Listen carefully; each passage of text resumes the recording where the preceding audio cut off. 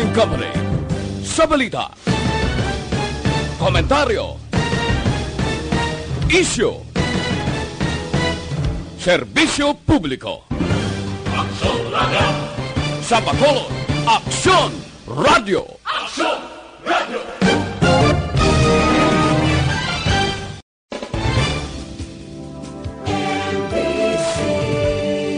Manila Broadcasting Company sa balita, komentaryo, isyu, serbisyo publiko. Aksyon Radio! Sa Bacolod, Aksyon Radio! Aksyon Radio!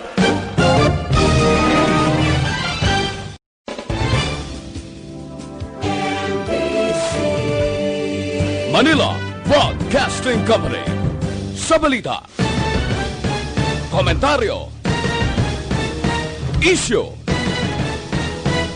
serbisyo publiko. Aksyon Radio! Sa Bacolod, Aksyon Radio! Aksyon Radio!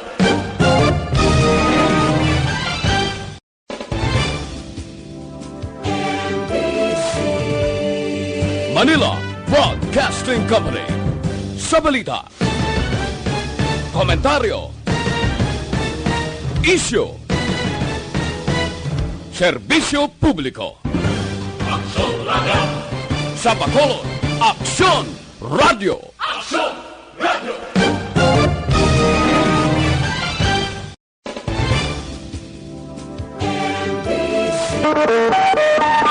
Aksyon Radio Philippine Standard Time, las 6:37. This time check is brought to you by ACS Manufacturing Corporation, ISO certified, world-class quality. This time check is brought to you by Multivitamins Enervon. More immunity, mas happy. Dunkin' Donuts, pasalubong ng bayan. This time check is brought to you by Tiki Tiki. Yan ang tatak, Tiki Tiki. Aksyon Reports, second portion. Di kalidad, kag madalong nga mga analisis sa pinakainit na balita sa bilog na probinsya kag nasyon. Aksyon Reports, second portion. Patas kag balanse na komentaryo sa mga issues kag mga balita nga nagaapekto sa mga pumuluyo sa adlaw-adlaw nga tanan. Aksyon Reports, second portion. Upod sa veterano kag respetado nga komentarista, Aksyon Fred Salanga. Karon nga adlaw Lunes, pizza 17 na bulan sa Agosto tuig 2020. Anano ang mga isyu nga aton daydayon karon nga adlaw? Karon nga adlaw magasapol upod kay Mayor Bing Leonardia ang pila ka mga sektor sang sosyudad dire sa Bacolod. Religious sector, business sector, kag pila pagid ka mga grupo. Ang ila talakayon kung ano ang pinakamaayo nga tika nga himuon sa Bacolod. Nga bangod kay nagasaka ang kaso sang COVID-19 dire sa siyudad sa Bacolod. So siling sang administrador sang siyudad, imang ginapaabot nga tabungan man ini sang mga doktor sa nagkalain-lain nga hospital.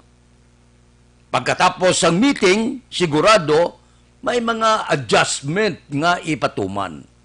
Di ang mga business sector kag iban pa, may kahigayunan kamo nga magpautwas kung ano ang nagakadapat, ano ang himuon sa mga opisyal sa Bacolod para nga hindi pagin magsaka ang kasong COVID-19 kag subong man hindi man magsarurot ang ekonomiya sa Bacolod kag hindi magsirira ang madamo nga negosyo. Ako sigurado, samtang nagasaka ang COVID-19, samtang naga-istrikto ang mga ginapatuman nga protokol, madamo sa negosyante ang magasira kag magauntat negosyo. Perde ka mo. Tiabi, abrihan mo negosyo mo, katulad sa mga mall, mga restaurant, kagiban, nga wala man sa nagakaon, wala man sa nagasulod. Kung ikaw nagapanag-iya sang hotel, ma-maintain ka kuryente, tubig, tao, kagiban pa, nga wala ka man customer. So, ang silingon, paimunong kas banga. Manegosyo ka nga pierde, may negosyo bla nga sigihon mo nga pierde, kundi may negosyo ka para makaganansya. So, amo ina ang pipila ka mga bagay nga talakayon. Ang ako niya suwestyon, isa lang. Dapat, ang likorban kakason nga aman. Na-experiensyahan ko pila ni kasmana, ho. May mga imbitasyon, wala kag tuo, ininom dire, ininom dito.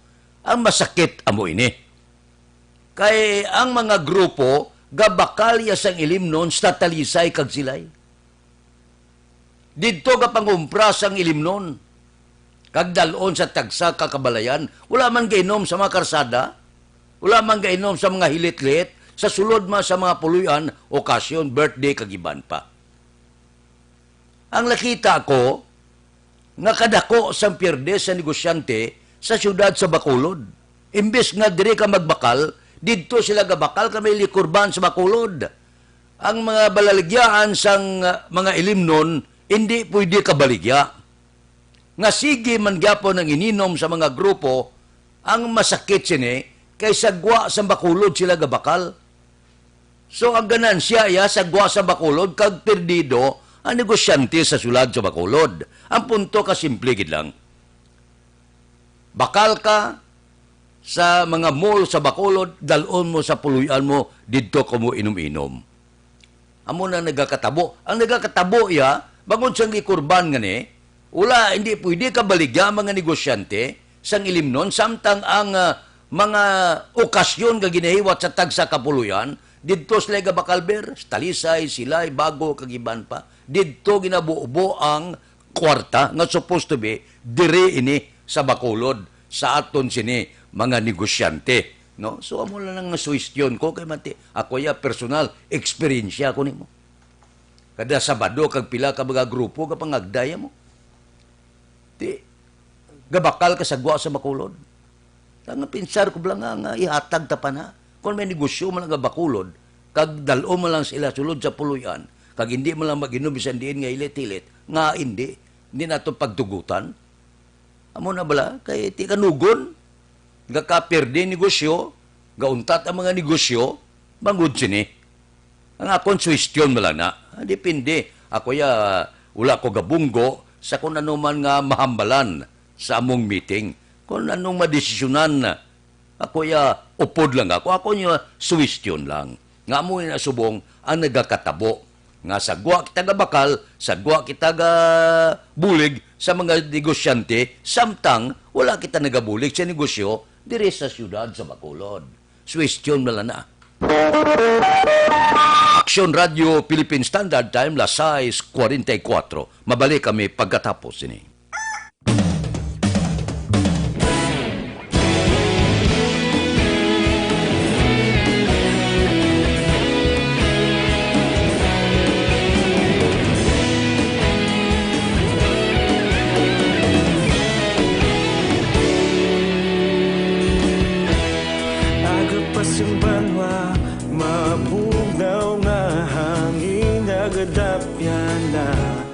Ikaw nang ginapamatian namon ginasandigan. Tingog sang probinsya, kamatuuran ginapalap na. Minsay nga may dala, paglaom kag kasanat. Tinuig na nagligan, ikaw gihapon ang ako nga istasyon. Sa pagbudlak sang adlaw, sa pagtuhaw sang biton, mga balita nga dala inspirasyon. Aksyon radyo, Bacolod man sa gihapon. Patayon Aksyon radyo, Bacolod saludo sa imo. Patayon Aksyon radyo, salamat sa pagserbisyo.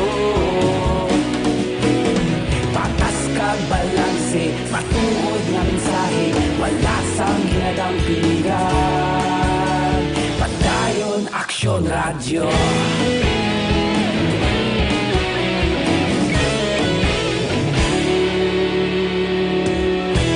Magkulunod kag Negrosanon inyong pamatian. Stasyon nga nagapalaplag sang kamatuoran. Mabakod nga prinsipyo, reporter handa sa serbisyo. Kahapon, karon kag sa gihapon, kita magapadayon. Tinuig na nagligan, ikaw gihapon ang akon nga istasyon. Sa pagbutlak sang adlaw, sa pagtuhaw sang bituon. Mga balita na may dala inspirasyon. Aksyon radyo, Bacolod man sa gihapon. Padayon aksyon radyo, Bacolod saludo sa imo. Padayon aksyon radyo, salamat kit sa pagserbisyo. Patas kag balanse, matuod na mensahe, wala sa ginadampigan. Padayon aksyon radyo. Una sa balita, una sa aksyon, sa Bacolod Aksyon Radio. Una sa balita, una sa aksyon, sa Bacolod Aksyon Radio. Kita ulog na na'y Samsang anong nakalintangan. Responsable ang pagbalita, pagdayon na italak na. Malasig pero sigurado, aksyon na may dala pagpalangga.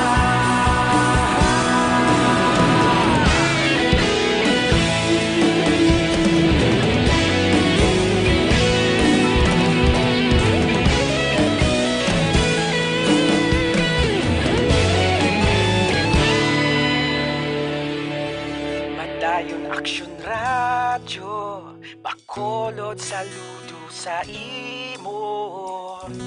Padayon aksyon radyo, salamat kit sa pagserbisyo. Padayon aksyon radyo, Bacolod saludo sa imo. Padayon aksyon radyo, salamat kit sa pagserbisyo. Patas kag balanse, matuod nga mensahe, wala sang ginadampigan. Padayon aksyon radyo.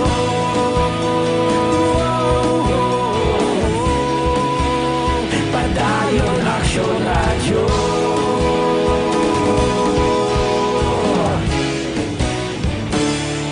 Padayon aksyon radyo.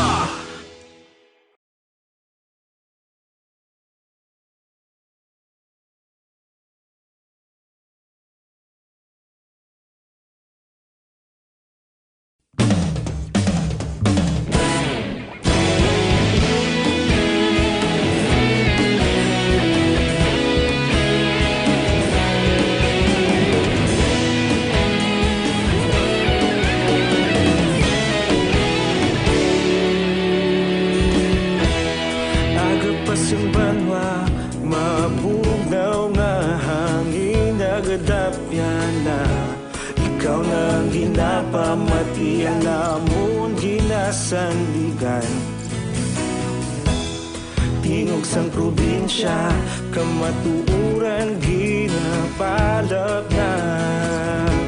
Mensahe nga may dala, paglaom kag kasanat. Tinuig na nagligan, Pila na ka nurses nga nag-resign sila trabaho. Samtang gaamat-amat delikado ang mga frontliner naton. Sang Sabado, upod naton ang pila ka mga ginikanan sa isa ka mga pagtipon-tipon. Of course, may social distancing. Pila ka ginikanan may kabataan nga nurses. Ano ang suwestyon kag pangabay sa ginikanan sila kabataan? Mag-resign sa ila trabaho. Ti siling ko sa isa ka kumpare ko, lingkod ti kanugon sang sweldo sang bata mo nga nurse.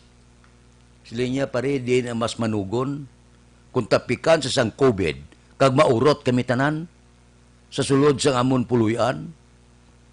Isa sang mga ginsuwestyon ko sa akon anak. Kay man ti nagibi bata mo ti pare sayno niya, ti niya mo lang opinyo, hindi man ko gusto. Ang imo kung gusto ka magtrabaho, lagi problema. Gusto ka magserbisyo, okay, go ahead. Ang ako niya panugyan lang. Wala ko maginapangamuyo nga malatnan ka sang COVID-19. Pero kung madisgrasya, kay padayon ka nagatipan sa mga balatyanon sa COVID, kag malatnan ka, kamusta ang bilog ta nga pamilya? May mga utod ka, may mga ginikanan ka pa, may mga himata ka, urot kita sa sulod sa puluyan pananglitan madisgrasya. Amo na iya ang concern sa isa kamay. So batian naton subong sa una kung pakwaon mo kursong bata pag nurse na namian ang mga ginikanan namian ang kabataan. Ang nurse isa sang pinaka maayo sweldo kag kun jackpaton ka nga makapadulong sa iban nga pungsod dako kayo ang kompensasyon. Sa karon delikado kayo. Kag kon mag-nurse ka, doktor ka, nga ang doktor puwerte kung income ang paghambalan, subong niya gabatyag na kakulba. Madamo na siyang doktor naglamatay, madamo na sang nurses ang nagkalamatay. Iti ang mga kumpare ko, bata na nurse, ti may dutay kami nga gindilibatihan sang Sabado, ti luyag nila ya parisayno ng kabataan. Nabalo ka pare, kung sige na siya obra, wala ko ga pangamuyo nga malatnan siya, pero kung disgrasya nga malatnan siya, urot gid ang amon pamilya. Aksyon Radio Philippine Standard Time, Lasay 52. Mabalik kami pagkatapos ini. Para labanan ang banta ng COVID-19 sa ating bansa, mahalaga ang kooperasyon ng bawat isa. Ang pananatili sa loob ng bahay ay isa sa pinakasimple pero pinaka-epektibong paraan para hindi kumalat ang virus. Kunwari, ikaw ang tuldok na ito. Malusog ka at malakas. Lumabas ka ng bahay. Ang hindi mo alam, may nakasalamuha ka ng may COVID-19. Tandaan, mahirap malaman kung sinong may virus, pero madali itong maipasa sa iba. Pwedeng naipasa na pala niya ang virus sa iyo nung umubo siya o bumahin. O baka naman ay nahawa na dahil humawa kayo sa parehong bagay na kontaminado. Ngayon ay mayroon ka na ring COVID-19. Isa ka ng carrier na makakahawa sa iba. Dahil maaaring ilang araw pa bago lumitaw ang sintomas na ubo, sipon, hirap sa paghinga at lagnat. Pwede ring wala kang nararamdamang sintomas, ngunit nakakahawa ka pa rin. Pag-uwi mo sa bahay, maaari mong mahawahan ang iyong pamilya. Kasama na rito ang lolo at lola mo o ang mga magulang mo na may edad. Sila ang may pinakamahina na depensa laban sa virus. Ang mga may sakit sa puso, diabetes, high blood, at iba pang pre-existing conditions at mga buntis, mahina ang panlaban sa COVID-19. Kapag na-infect ang taong mahina ang immune system, posibleng magkaroon siya ng malalang karamdaman at kailanganing dalhin sa ospital. Sa patuloy na paglabas ng bahay at pagpunta sa pampublikong lugar, tinatayang maaari kang makahawa ng 3 pang tao at sila makakahawa ng mas marami pang iba. 20% ng mga nahawa ay maaaring maospital at dadami ng dadami ito habang mas kumakalat pa ang virus.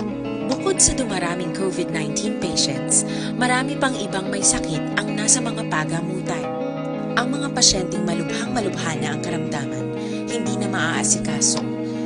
Wala ring lugar para sa mga pasyenteng may ibang karamdaman. Kaya nating iwasan ang patuloy na pagkalat ng COVID-19 kung iisipin natin ang kapakanan ng iba.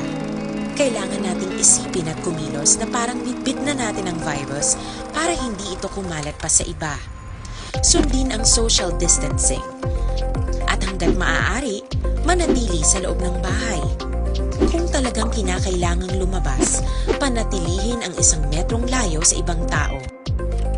Maging malinis din sa katawan at sa kapaligiran. Parating maghugas ng kamay gamit ang sabon at tubig. At i-disinfect ang mga bagay na madalas hinahawakan. Ang mahalaga, mapabagal natin ang pagkalat ng COVID-19 para mas kakaunti ang mga kailangang magpa-ospital at mabawasan ang mga Pilipinong magkakasakit. Magiging epektibo lamang ito kung mananatili tayo sa bahay, sundin ang social distancing. Isang maliit na sakripisyo para sa buhay ng kapwa nating Pilipino. Tulong-tulong tayo. Let's beat COVID-19.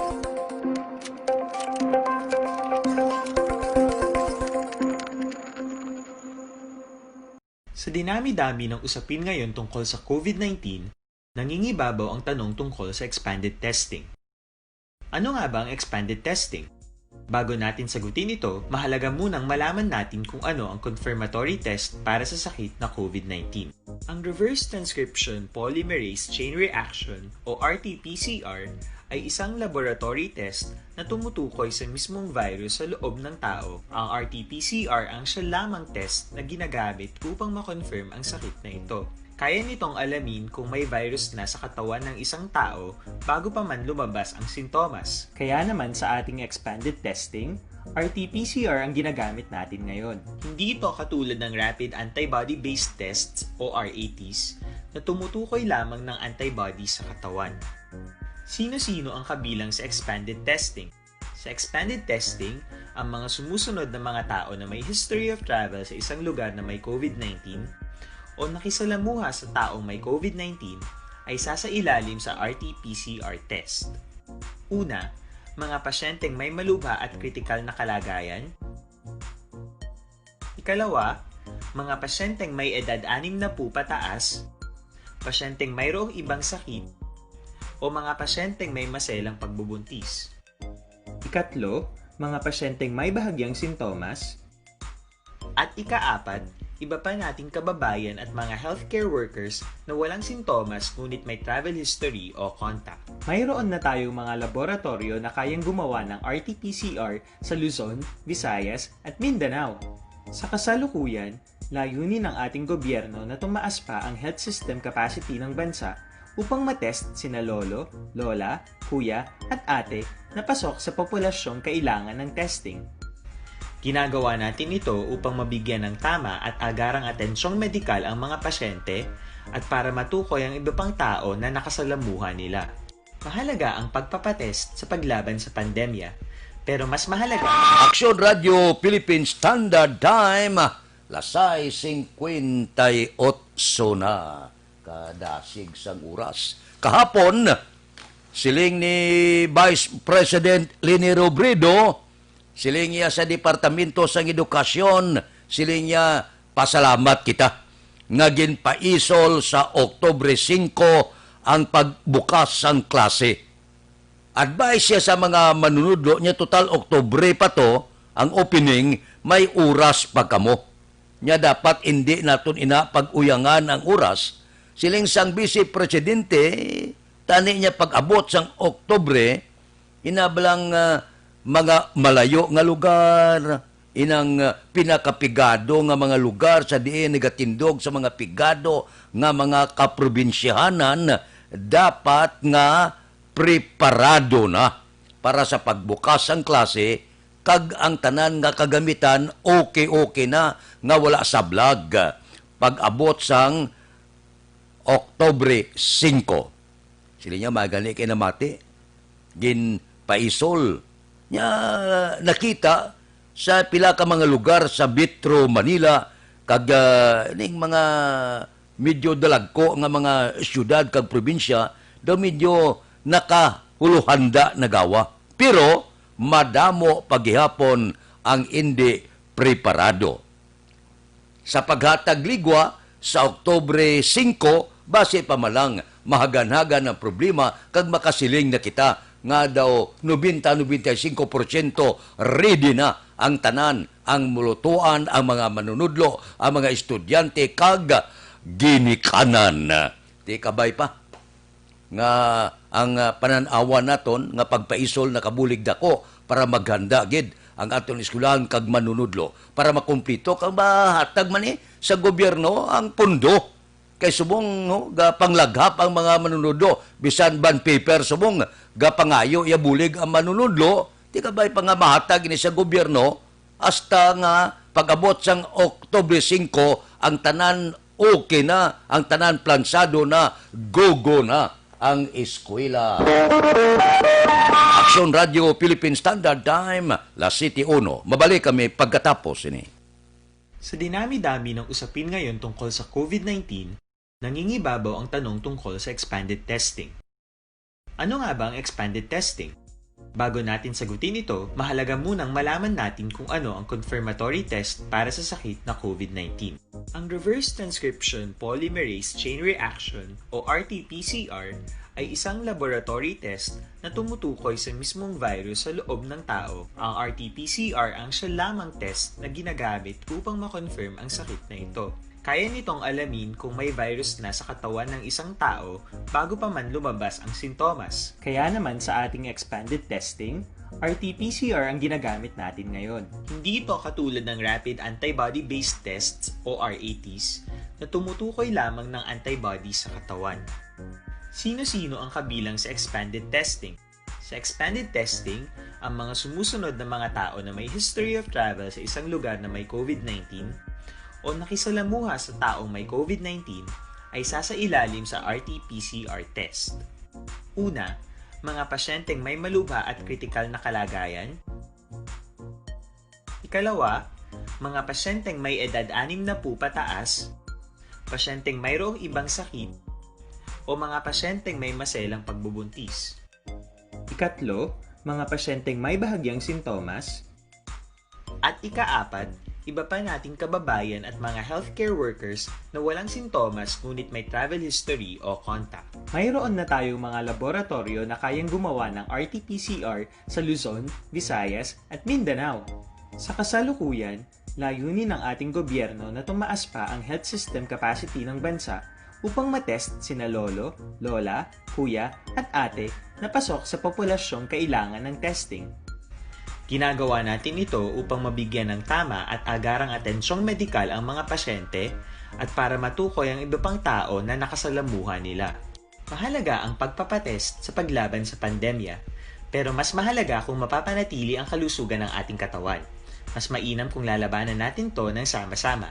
Ika nga, prevention is better than cure. Mag-exercise, kumain ng tama, practice cough etiquette, sundin ang 1 meter rule sa physical distancing, maghugas ng kamay, at higit sa lahat, kung maaari ay magstay at home. Samahan kami sa susunod na video para malaman ang kaibahan ng RT-PCR sa RATs.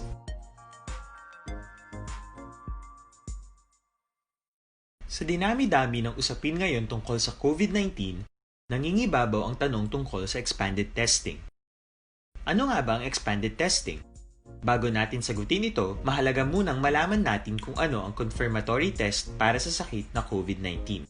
Ang Reverse Transcription Polymerase Chain Reaction o RT-PCR ay isang laboratory test na tumutukoy sa mismong virus sa loob ng tao. Ang RT-PCR ang siya lamang test na ginagamit upang makonfirm ang sakit na ito. Kaya nitong alamin kung may virus na sa katawan ng isang tao bago pa man lumabas ang sintomas. Kaya naman sa ating expanded testing, RT-PCR ang ginagamit natin ngayon. Hindi ito katulad ng Rapid Antibody-Based Tests o RATs na tumutukoy lamang ng antibodies sa katawan.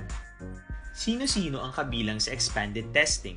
Sa expanded testing, ang mga sumusunod na mga tao na may history of travel sa isang lugar na may COVID-19 o nakisalamuha sa taong may COVID-19 ay sasailalim sa RT-PCR test. Una, mga pasyenteng may malubha at kritikal na kalagayan. Ikalawa, Aksyon Radio Philippine Standard Time, La City 5. Standby na sa aton Aksyon Balita Morning Edition. Liwat magadulong sa aton sa mga balita lokal, nasyonal, international, sports kag artista. Upod kita. Aksyon Boy Duran kag Aksyon Dorel Cabato. Aksyon Fred Salanga. Una sa balita, una sa aksyon. Sa Bacolod, Aksyon Radio.